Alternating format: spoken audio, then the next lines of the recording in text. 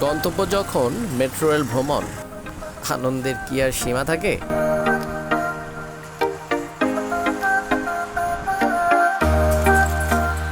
চলে এলাম metro rail ভ্রমণ করতে। মিরপুর কালশি থেকে রিকশায় চড়ে মিরপুর মেট্রো স্টেশনে চলে এলাম।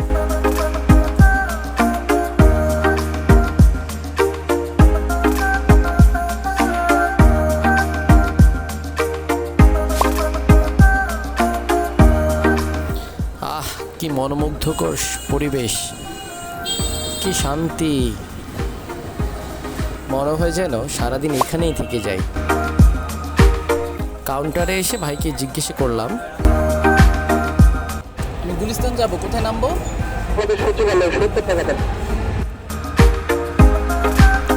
কাউন্টারে টাকাটা দিয়ে কাউন্টার থেকে কার্ডটি সংগ্রহ করলাম।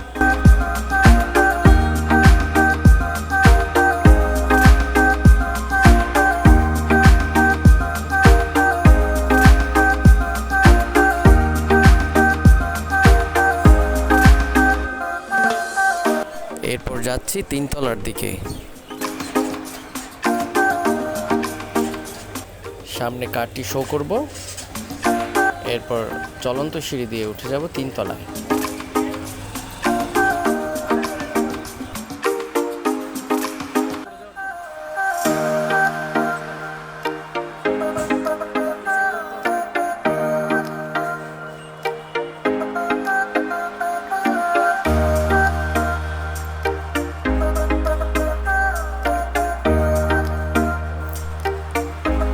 উঠে এলাম তিনতলায়। এখানে দেখছি একেবারেই নীরবতা। কোথায় এলাম আমি? কি অসাধারণ চমৎকার একটা পরিবেশ। ও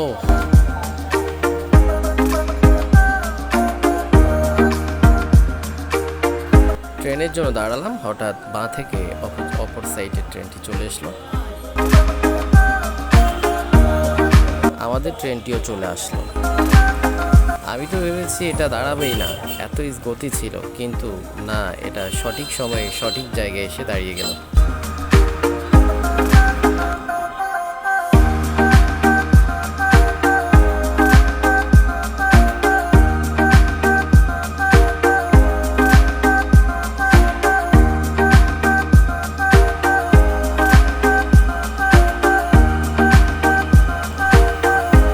ধীরে ধীরে ট্রেনটি এসে থামলো আর দরজাটা খুললো। ভিতর ঢুকে গেলাম। ভিতরে বসার কোনো সিট পেলাম না, তাই হাতল ধরে দাঁড়িয়েই গেলাম। কি অদ্ভুত দেখছেন, তিল ধারণার ঠাঁই নেই। এটা তো মাত্র একটা স্টেশন, মিরপুর 12 নম্বর স্টেশন। এরপরে যতগুলো স্টেশনে থামবে, সবগুলো স্টেশনের লোক উঠবেই, নামবে না।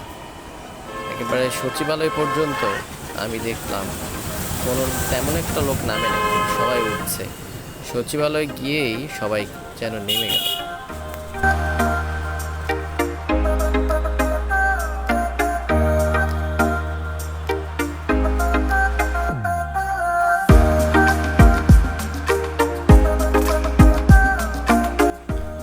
এরপরে অপেক্ষার পালা। দাঁড়িয়ে রইলাম, কেউ ঘুমাচ্ছে, কেউ ফোন টিপছে, কেউ আবার পরিবেশ দেখছে কত সুন্দর লাগছে।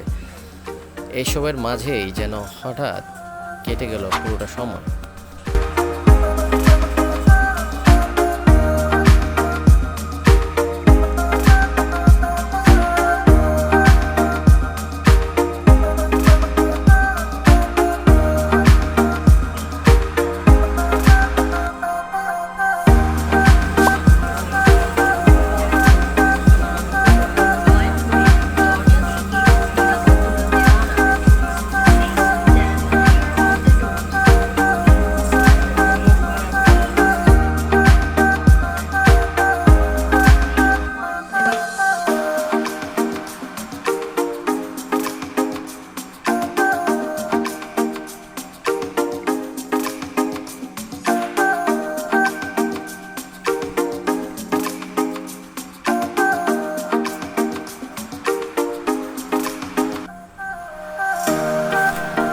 ট্রেনের মধ্যে এই মা ছেলের খুনসুটি এবং আমার সাথে কেমিস্ট্রি খুব ভালোই জমেছে।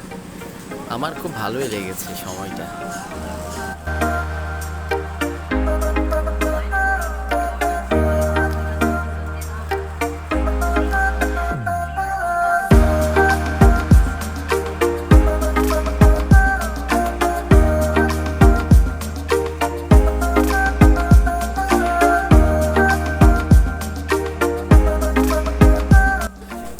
নামতে চাচ্ছিলাম না, তারপরে কি আর করার, নেমে যেতে হবে, নেমে গেলাম। সব যাত্রী যেন এখানেই নেমে গেল।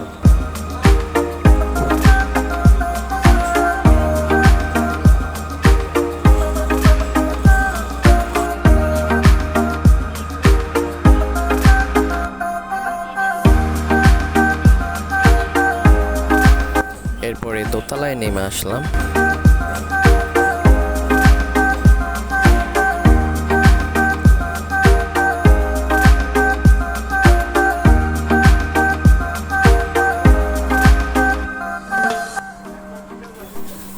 এখানে এসে দেখি বিশাল লম্বা লাইন, অনেক পেছনে দাঁড়িয়ে গেলাম শুধু নামার জন্য। এত দীর্ঘ লাইন।